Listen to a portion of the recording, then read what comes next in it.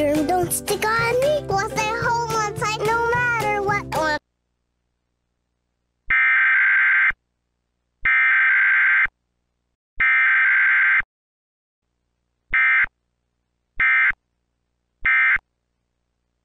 Diet. Step 1, eat the soup. All those veggies and beans, that's what may help lower your cholesterol. Well, that's easy.